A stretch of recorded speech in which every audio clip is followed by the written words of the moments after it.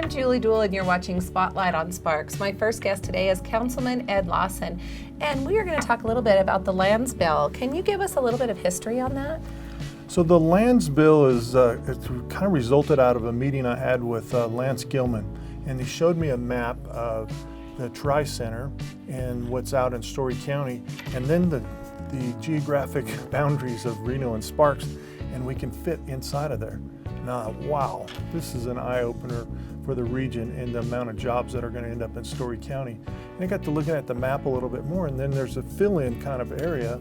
And the more research I did, we found out that that was BLM land. So the idea is to think about that as being industrial land and kind of getting our industrial off of the river where we are restricted by flood and some of the things we can do. Put it up there so you're closer to Story County, and we're going to look at doing 500 acre and smaller type lots, and where Story County does 500 acres and larger. And that also includes the possibility of maybe a road as well, right? That's the great road.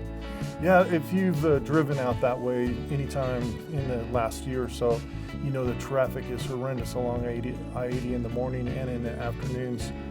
Because 80% of the people that work out there live north of I-80 in Reno and Sparks. So we're proposing a road in this lands bill also that will go from USA Parkway to La Posada over to Lemon Valley and pick up the Lemon Valley Stead area so that those people commuting from the North Valleys would have a shorter commute by roughly half the distance. Wow, it sounds excellent. I know in a recent city council meeting, we kind of started the process maybe a little bit by coming up with a professional service contract with a company called NCE, and that's to develop a conceptual plan, is that right? It's a 30,000 foot look at how we're going to build this road, where we're going to put utilities, what things should be included in there, to kind of get our due diligence done. Obviously, later in the process, at another time in the future, once the bill is approved, then we'll have to get into more detailed planning. But this will at least give us an idea of what we're looking at and how that's going to affect us financially, how we're going to pay for some of this stuff. And so we'll be looking at money from other agencies. So does that kind of set us up then for what it's going to look like in the future throughout the region, not just Sparks, correct? Yes, I mean, obviously, we're just looking at what we would consider being the Sparks part of it with our money, but it will give a great foundation for Washoe County and for Reno for their planning for their future also. So really something to look forward to that could be really good for the entire region. It's really a regional project. I think even the Reno Sparks Indian Colony is very interested in having the road run through them because they're interested in doing some industrial on their property.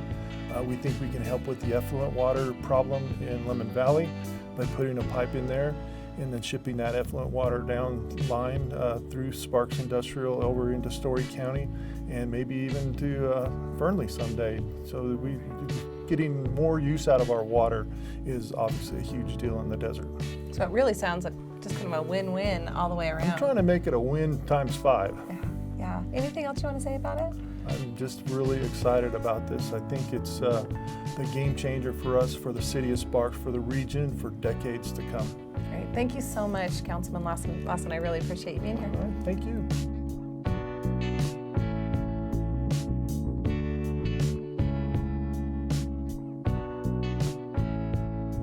My next guest is Jim Rundle. He's our planning manager here at the City of Sparks. And I just wanted to welcome you to the show. Thank you, Julie. And exciting news, you just received a really cool award. It's actually called the Planner of the Year Award. Can you tell me about that? I did. Thank you, Julie. I won the Planner Award, the Professional Planner Award for the state of Nevada through the Nevada chapter of the American Planning Association. Well, that is amazing, and we're just really thrilled for you. Congratulations. Tell me why they chose you, or what was kind of the criteria on that? Well, it's for a planner that is recognized for their contributions to the state for practices or writing or the teachings of professional planning techniques, and I was identified as someone that's really contributed to the outline of the award, and I received it at the state planning conference, was actually held in Sparks this year. Oh, great. great. And that was just a couple of weeks ago Correct. that they gave you that. So Yes. anything else you want to say about it? No, I was very honored to receive such a distinguished award for all the number of planners that utilize this profession in the state of Nevada, from Henderson and North Las Vegas and Ely, Elko, and they picked me here in Sparks, Nevada, and that was a really an honor to receive that award. Well, we are thrilled, of course, to have you working here at the City of Sparks and appreciate all you do. So congratulations. Thank you, Julie. And thanks for watching this edition of Spotlight on Sparks. We'll see you again in a couple of weeks.